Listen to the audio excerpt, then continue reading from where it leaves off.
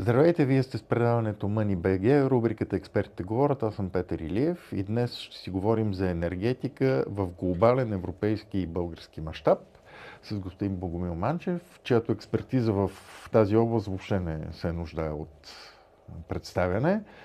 Здравейте, господин Манчев. Добър ден. И първият ми въпрос: сегашната енергийна криза, която се породи и вече стана твърде дълбока след ударите срещу Иран и ответните удари, има ли аналог в историята?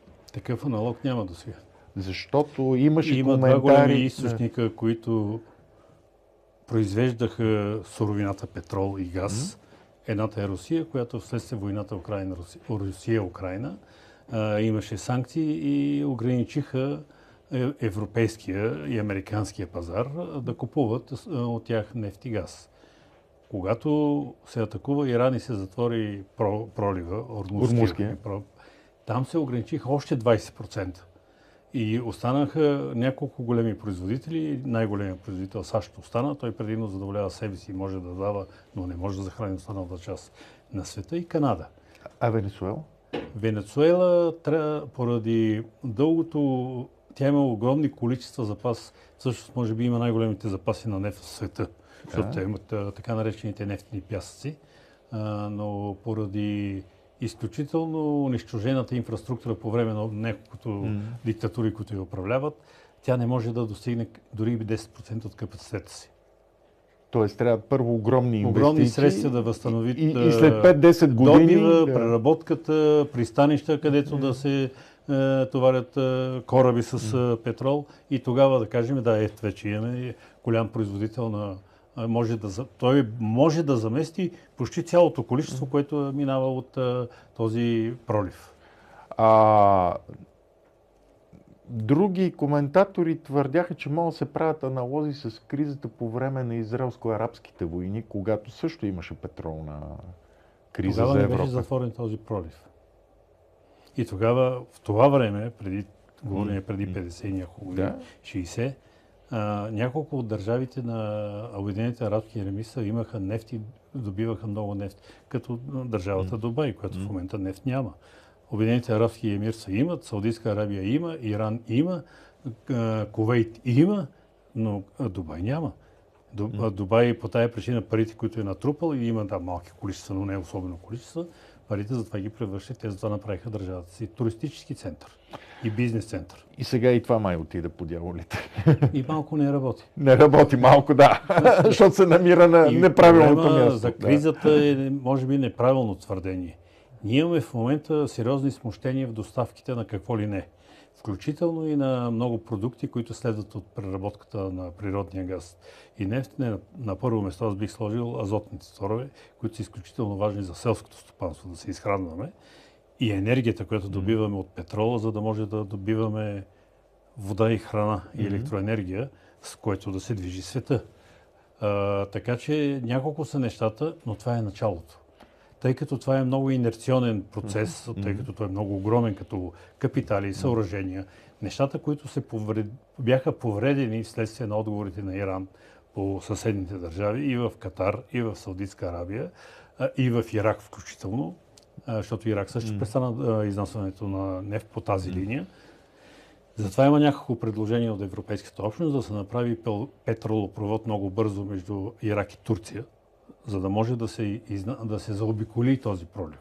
И големите залежи, Ирак има много големи залежи, да омекчат тази криза или да направят, как се вика, поносима, без особени последствия. Ама този петролопровод, то пак иска години, докато се създаде, или? Зависи, ако го дадат на китайците, ще са месеци.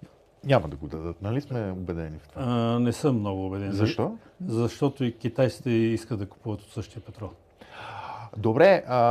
Няма аналог в света, други компании, освен китайските, които могат да го направят най-бързо. Добре, вие казахте, че това е началото, казахте, че това ще... Той има инерция. Случва се нещо, почва да липсва, ние почваме да изразходваме държавните си запаси, и те почват да попривършват, а ние не ги пълниме. И тогава настава кризата. Добре. Все още не ни е ударила с, как се вика, както трябва. Ясно, петрол, ще има криза, повишаване на горивата, което ще удари върху транспорт, върху всичко. Но вие споменахте за азотните торове. Малко хора си дават сметка за това от широката публика. Може ли да се стигне? Медицината е заета много, включително от продукти на преработка на природния газ. Може ли да се стигне до продоволствен проблем? Може. Това вече е страшно. Да, може, защото азотните торове са най-широко използвани поради причината, че те, когато наторявате обеднели земи, които много активно се използват за изхранване, не натоварват човека. Азот се разтварва и се консумира спокойно от растенията, без да натоварва човека, както примерно на амониевата селитра. При амониевата селитра ще изядеш много нитрати. Ще направиш страхотно, изглеждаш и зеленчуци, и плодове или растителност, но тя ще е пълна с нитрати, тя е отровна за човек. Докато азотните торове не троват човек. Те са основна суровина за отглеждане на храната ни. Как очаквате? И трябва да храним животните с нещо. Да. Как очаквате да се развие цялата тази ситуация и какво влияние ще има върху европейската и оттам и върху българската икономика следващите 5 години, да кажем? И ще направим доста загуби. Ние до сега сме направили и тези загуби трябва да ги отразяваме в бъдещите минуси в бюджет, т.е. да добавяме пари, за да плащаме същото количество енергията я превърнем в единици, да кажем, че ние имаме 100 единици енергия и сме ги плащали за 100 евро днес, утре същите 100 единици ще ги плащаме за 200 евро. Малко ще се намали удара, заради това, че върху 200 евро ще има ДДС. И това ДДС ще се връща в бюджета. Но въпреки всичко, разликата ще товари бюджета, но ще товари и хората. Ще обеднеем в някакви проценти. Всички. Това заговорим не за България, за цялата европейска общност. За цялата Европа, не европейската общност. Тоест, трайно увеличение на инфлацията, трайно увеличение на бюджетните дефицити. И всички сме свидетели, приемаме, че след една година всичко се решава. Почва да си добиваме нормално петрол, петрола пада, ще паднат до някъде цените на горивата, но никога няма да паднат цените на храните и всичко останало. Ясно. Ще сме си внесли външна инфлация, която няма как да се изнесеме. Да. Добре, връщаме се в България. Явно енергетиката остава основно предизвикателство както за Европа, така и за България. Какво е състоянието на енергийния сектор у нас в момента? Хаос. Защо? Защото ние за 25 години не се научихме, че когато правим нещо, а не поглеждаме как то влиза в конфликт или в съдружие с други енергоизточници, трябва да го балансираме. Преди 20 и няколко години аз обяснявах, че не е лошо да правиме ВЕИ-та, тогава беше много на мода, както и сега да правим соларни паркове, вятъра тогава също беше на мода, но трябваше да обясняваме на хората колко това струва. Зелените много така удобно и много така политически им помагаха да не обясняват на хората, които казаха, то е слънцето грее, какво, ние не плащаме нищо. А знаете, че преференциалните цени за електроенергията, добивана от соларите, произведени в тези години, е 250 евро за мегаватт час. А тези, които са направени 12-та година, а тези, които са направени 11-та година, е 300 евро за мегаватт час. И тези 300 евро за мегаватт час 11-та година ще изтекат 31 година, а тези, които са направени 12-та година, ще изтекат преференциалните периоди 32 година. И ние до тогава ще си плащаме. И декапитализацията на тия 1000 мегавата, които бяха направени за този период, 1050 и няколко мегавата солари, още тогава говорихме, че те ще декапитализират държавата с над 25 милиарда лева. Около 12,5-13 милиарда евро. Плащайки ги всяка година. Потвърждава ли се това? Работи. Този механизъм работи безотказно.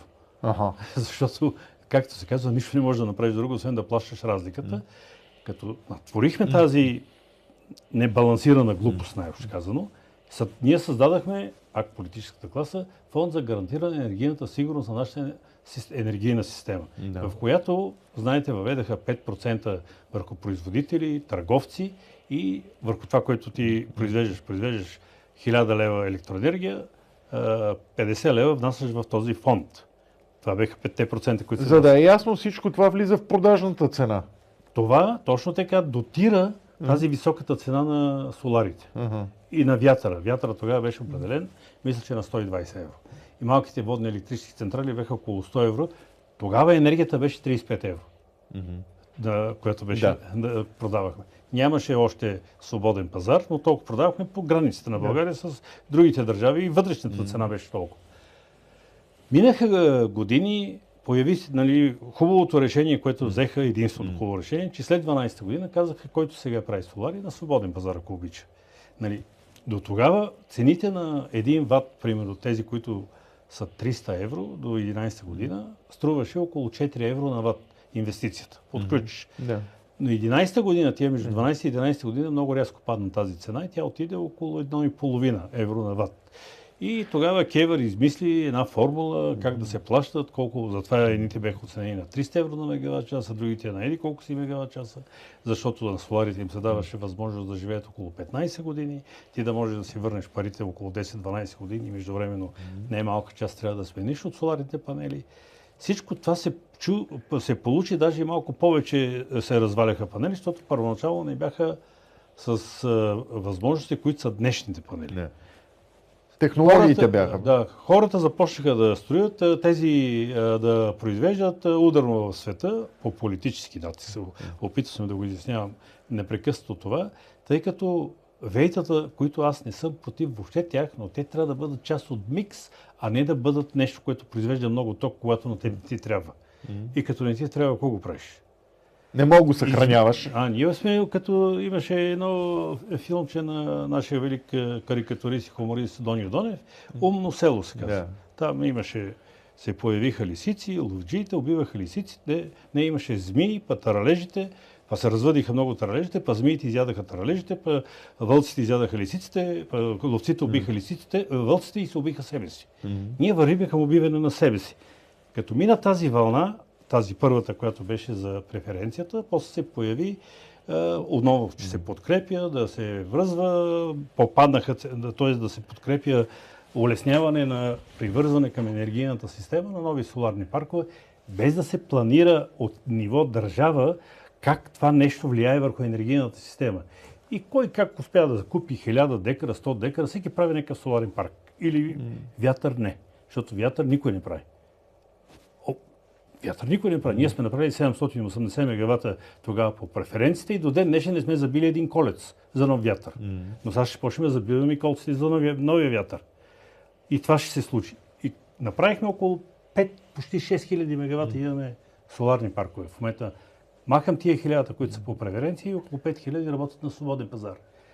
И те ги направиха там, където мога да намери место. А не по район, защото ти можеш да намериш место в район, който няма консумация. Ти, като изнесеш тази енергия от парка, като я произведеш, отиде в една подстанция, после трябва да направиш някаква километрична линия, която да изнесе енергията до този, който ще консумира енергията. И ти правиш доста големи загуби.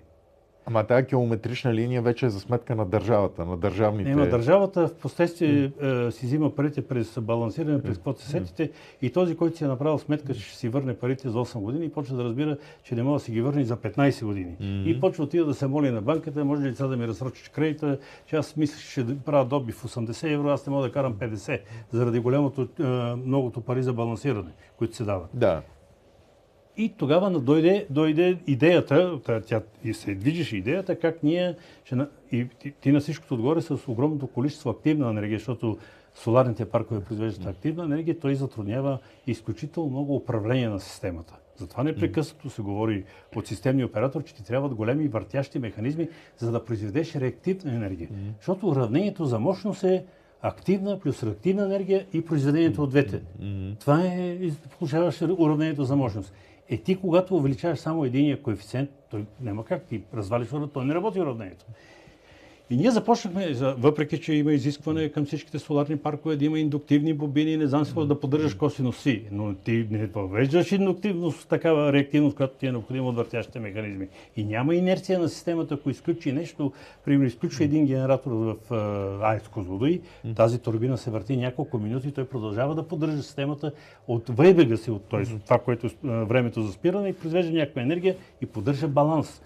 А соларния парк изключва веднага. Ама веднага минава облак и той изключва. Това не чупи ли системата? Не, взривява я, не я чупи. По-лошо. И ставаме Испания, Португалия, Франция, там те такива случаи, където се случат, оператора не може да владее система, тя става нестабилна. И те решиха, че сега друго апогей на човешката мисъл, но тя не е на човешката мисъл, а на парите, политическата? на политическата и това, че определени политически лица могат да се домогнат до парите на ПВО-то. И дайте ударно да правиме, какво да правиме? Батерии. Батерийни пари. Защото е лесно. Караш фургона, слагаш го на полето, връзваш го и за няколко месеца, както ние знаем, вече в България има около 2000 мегавата мощност като батерии.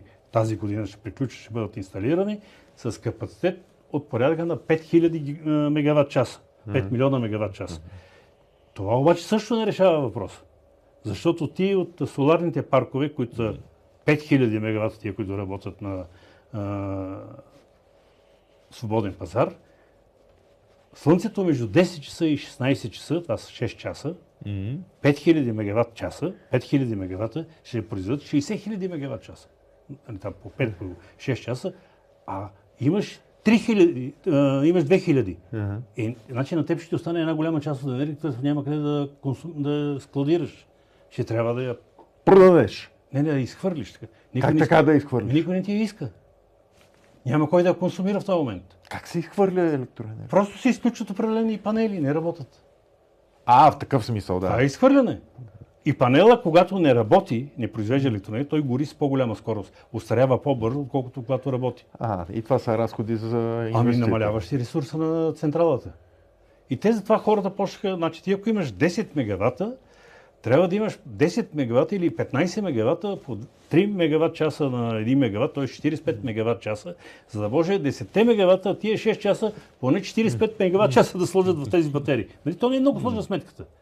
Обаче соларите в нас работят между 1300 и 1450 часа, а годината от 8760 часа. Като ги сложиш в батерията, ти не можеш да го държиш безкрайно, за да го слагаш когато ти искаш. Няма как да разпънеш тази енергия в рамките на 8000 часа, както работи Козлодуй, както 7000 часа може да работи Марица Изток.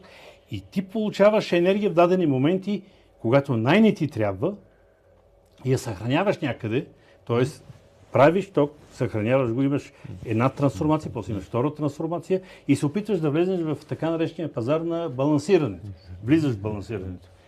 Голямото количество батерии, които създават балансирането, защото в тия часове, които са между 19 часа и 23 часа вечерта, когато трябва да се балансира мрежа, защото малко слънцето залязва, соларните паркове не работят, имаме малко базови мощности, а хората тогава си отиват вкъщи и си включват печката, готвят си хората.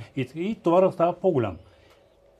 Когато ги нямаше тех, нашата държава, т.е. системният оператор е длъжен да балансира и купуват съседите. И КЕВР направи една методика, че той като купи 1 мегаватт час в този момент, да кажем за 200 евро, умножава го коефициент по 4, става 800 и съответното количество мегаватт часи, които той е балансирал соларите, на всеки го разпределя в зависимост от неговата инсталирана мощност. Но по 800 евро за мегаватт час. Да. Защото той го купна и той трябва да балансира, той иначе няма да му излезе на него сметката на самия.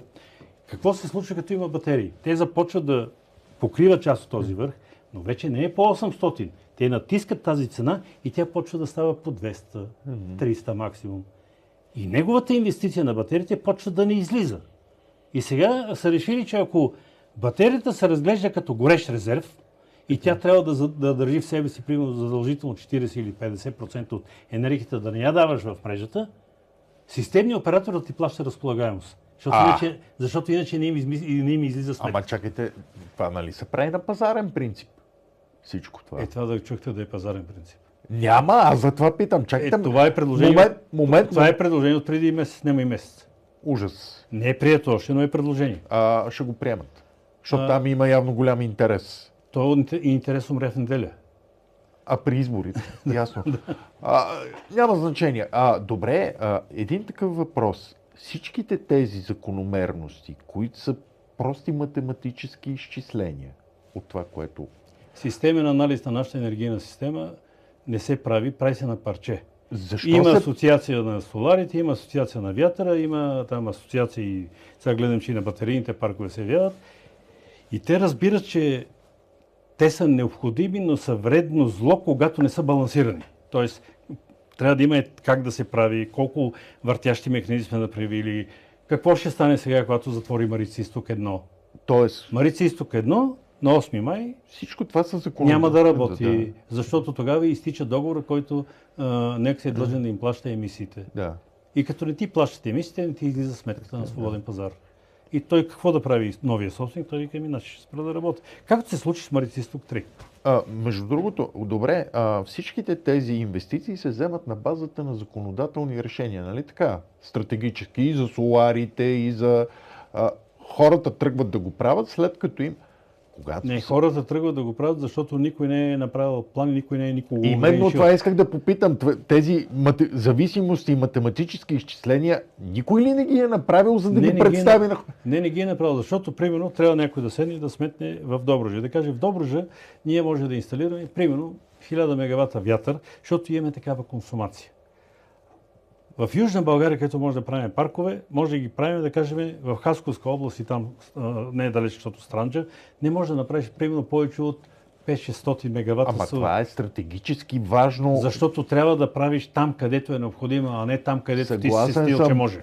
Това е стратегически важно нещо. Няма ли институция, която да се занимава с това? Не. Сериозно? Ние като Български атомен форум сме единствената организация, на нашия сайт винаги може да видите. Ние се опитваме да правим този анализ и да обясняваме защо трябва да развиваме ядрената енергетика, колко трябва да развиваме паралелно, как трябва да се развиват ВЕИ-тата. Ние не казваме, че не трябва да се развиват. Колко трябва да е вятър, как трябва да почнем да произвеждаме водород, за да може да го смесваме с природния газ, за да може да намаляме емисиите си, като го гориме, защото природния газ е преходно гориво до 50-та година. Никой не го е отменял този процес до сега. Това е подписано от всичките държави членки на Европейската общност. Между другото, аз сега забелязвам, че от едната крайност, като че ли дори в Европа започва да се залита в другата и от бясна апологетика на възобновяемите енергийни източници може да се стигне до тяхното бясно отрицание. Ще почне да ги ограничават и те ще почнат много силно да... За съжаление, там много силна роля отзад ще имат банките, защото ще искат да си връщат парите. То е нормално. Ама това ще бъде за сметка на цената на хората. Крайният клиент плаща всичко. Да. Всяка глупост, измислена от политиците, ще плаща от крайния клиент. Значи голямата надежда на България е възстановяване и увеличаване на енергийните мощности за сметка на атомната енергетика. Атомна енергетика има и други въртящи механизми, които могат да се правят, но атомната енергетика е нещо, което може да предвиждаш много години напред ценообразуването и не зависиш от Ормузския пролив. Да, именно. Значи подписа се договора с Westinghouse. И Hyundai. И Hyundai. Значи, да, дори според мен Hyundai е по-важната част. Той е строителът. Да. Добре. Това беше много добра новина. Докъде стигна този проект? Питам ви, защото служебният министър Трайков, преди седмица или 2 седмици излезе с едно изявление, че Westinghouse е добре да побързат. Къде закъсняват?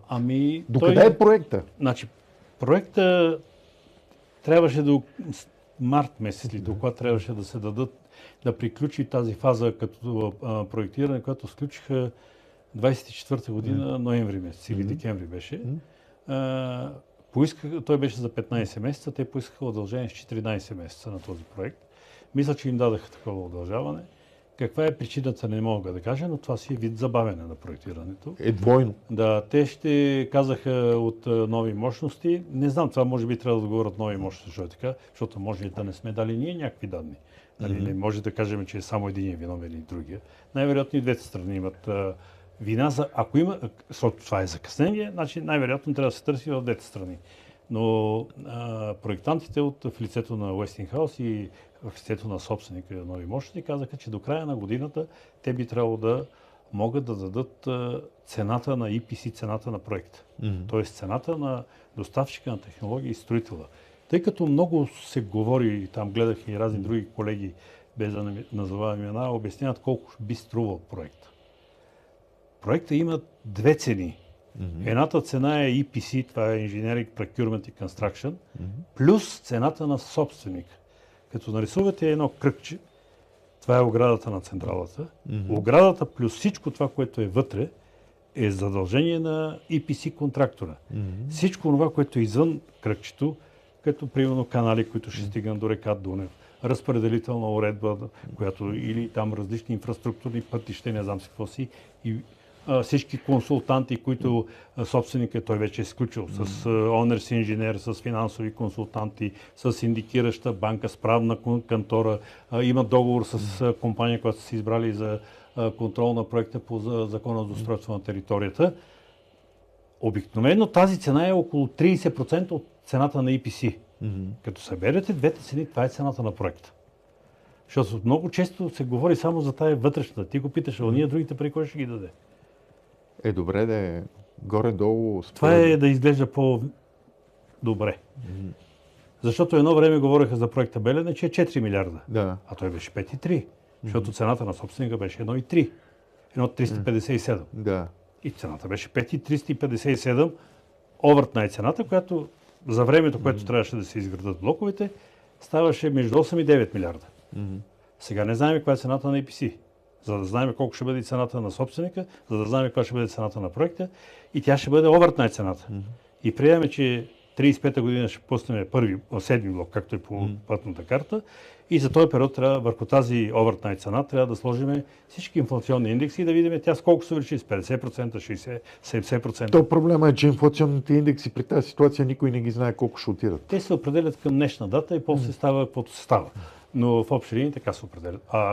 За 8-ми блок по пътната карта е 38 година. Но да се разбереме, тези два блока са жизнено необходими за България, плюс още два блока на площадка Белене. Защото с два блока ще заместиме живота на 5 и 6 блок, който изтича 47 и 51 година. А с другите два блока ще може да произвеждаме чиста енергия на базата на затварянето на въглищната енергетика. Защото ние говорим, как тук обяснявах, че имаме въглища за 100 години. Нямаме за 100 години въглища, но за 50 имаме. Да, лоши въглища, но въглища имаме. И тех трябва да ги ползваме като супер студен резерв. Всичко се случва, за тези централи да работят и не на последно место те да бъдат преработвани като химия, защото от тях се извличат много, има и редкоземлени елементи в тях. Въглерода, който съществува в въглища, той може да бъде преработен, от него да се правят всевъзможни изделия. Като първо, най-вероятно, може да се правят карбонови нишки, за да се правят витлата на ветрогенераторите. Ама никой не говори за това.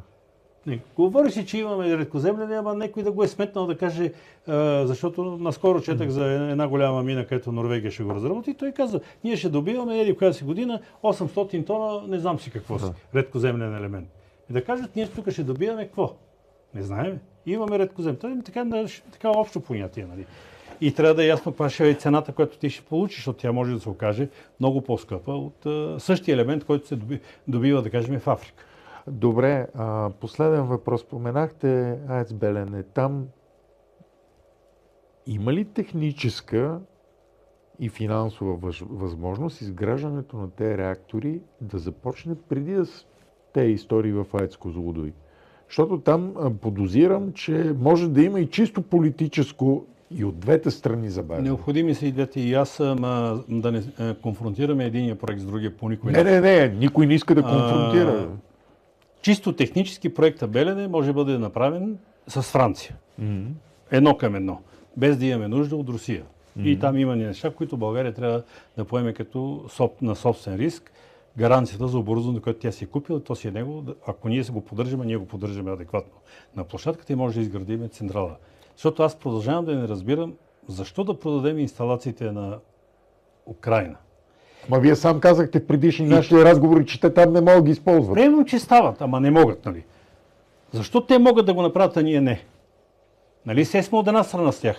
Ама не могат да ви Чили кажа. говоря за политически. Ние сме от една страна. И Да. Украина, и България се сме от тази страна. И знаем много добре, че можем да го направим тази централа. Защо можем? Защото Франция, в лицето на компания Фраматом, има дългогодишен договор с АЕЦ Козлодуй за доставка на ядрено гориво за 6 енергоблок. Същото и горивото за Белене. Което означава, че ние с метала, който притежаваме като ядрени инсталации, ядрен остров, цялото желязо стои там и за двата блока, той може да бъде сложено гориво, произведено във Франция, с всичките системи, които управляват това гориво и които управляват цели първи контур. И преди, когато правихме проекта Белене преди толкова години, ние предвиждахме да сложим френската турбина Арабела. Добре, Така че проектът... водят ли се някакви разговори по... Не са... Имаше едни откъсличени разговори преди доста време в едно от служебните правителства.